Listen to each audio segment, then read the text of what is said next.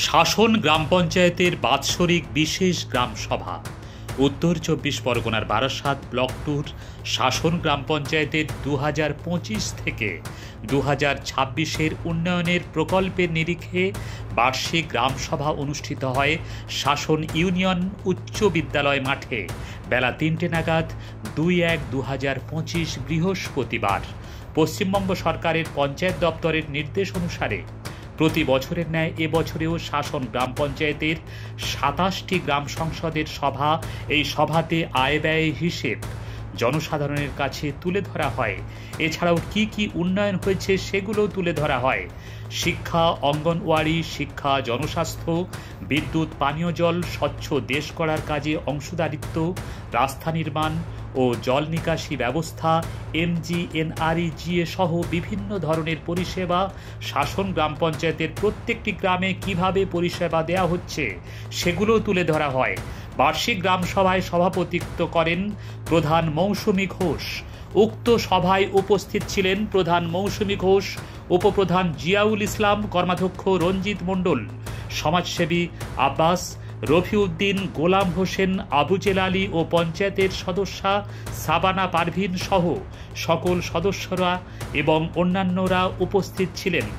উপপ্রধান জিয়াউল ইসলাম বলেন, আমাদের শাসন গ্রাম পঞ্চায়েতের বাৎসরিক আয় ব্যয়ের হিসেব, মানবিক মুখ্যমন্ত্রীর উন্নয়ন পরিষেবাগুলো তুলে ধরা হয়। আবাস যোজনায় ঘরের মুখ্যমন্ত্রীর শুভেচ্ছা বার্তা জনসাধারণের হাতে তিনি তুলে দেন নিজের হাতে এবং সকল জনসাধারণের উদ্দেশ্যে বলেন, আবাস যোজনার ঘর কোনো সমস্যা হলে সরাসরি পঞ্চায়েতে যোগাযোগ করুন। কারোর কোনো প্ররোচনায় পা দেবেন না বা কোনো ধাপ্পায় পা দেবেন না। রাজ্যের মানবিক মুখ্যমন্ত্রী মমতা বন্দ্যোপাধ্যায়ের আপনাদের সাথে আমরা রয়েছি, পাশে আছি এবং আমরা তার সৈনিক হিসেবে আপনাদের সহযোগিতায় আপনাদের সঙ্গে আছি। এছাড়া আরও তিনি বলেন, এর আগে যে আমরা ২৩-২৪-এর অ্যাকশন প্ল্যান যেগুলো হিসেব ছিল সেগুলো দেওয়া হলো এবং ২৫-২৬ আমরা যে কাজ করব সেই কাজের প্ল্যানগুলো আমরা তুলেছি এবং আমাদের বিগত দিনে যে কাজগুলো হয়েছে সেই কাজের হিসাবগুলো আমরা এখানে দিয়েছি এবং যে সমস্ত মেম্বাররা এসেছিলো তাদের সকলকে নিয়ে এবং যারা গ্রামবাসী যারা এসেছিলো তাদেরকে সামনে সেই হিসেবটা আমাদের দেওয়া হয়েছে। নিশ্চয়ই তারা ৩৬৫ দিন মানুষের পরিষেবা দেয় এবং সেই জন্য তাদেরকে একটু আমরা সম্মাননা দিতে পেরে আমরা নিজেরাও খুশি, কারণ তারা সবসময় বিভিন্ন কাজের মধ্যে তারা থাকে সারাদিন, সেই জন্য তাদেরকে আমরা উৎসাহ করলাম। নিশ্চয়ই সেই ধারাবাহিকটা আমরা বজায় রাখবো, সেটাই টার্গেট।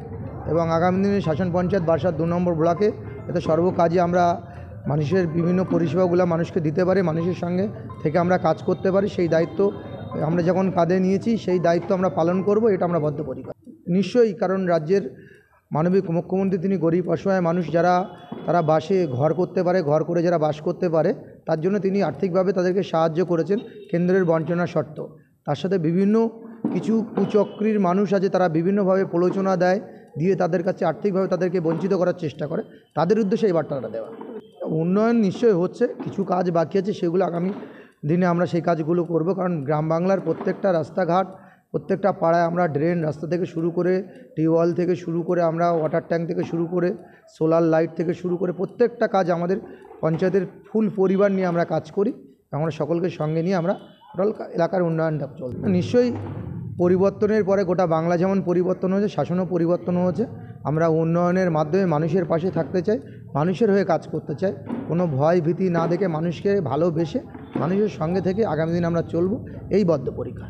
নিশ্চয়ই নতুন বছরে আমরা নতুন করে কাজ শুরু করলাম এবং আগামী দিনে যে কাজগুলো বাকি আছে সেই কাজগুলো আমরা পরিকল্পনা করব এবং আগামী দিনে সেই কাজগুলো যাতে খুব তাড়াতাড়ি প্ল্যানগুলো তোলা হয়ে গেছে, সেই প্ল্যানগুলো আমরা নতুন আর্থ বছরে আমরা টাকা অ্যালাইনমেন্ট হলে আমরা সেই কাজগুলো করে এগিয়ে যাব। ওগুলো হচ্ছে রাজ্যের মুখ্যমন্ত্রী, মানবিক মুখ্যমন্ত্রী মমতা বন্দ্যোপাধ্যায় কেন্দ্র যে আবাসের টাকা দিনে তার সত্ত্বেও বাংলার বাড়ি যে প্রকল্প, সেই বাংলা বাড়ির প্রকল্পে মাননীয় মুখ্যমন্ত্রী মমতা বন্দ্যোপাধ্যায় যে শুভেচ্ছা বার্তা পাঠিয়েছে, তাই যে সমস্ত উপভোক্তারা তাদের নাম ছিল তাদের হাতে এই লিস্টটুকু আমরা তুলে দিয়েছি।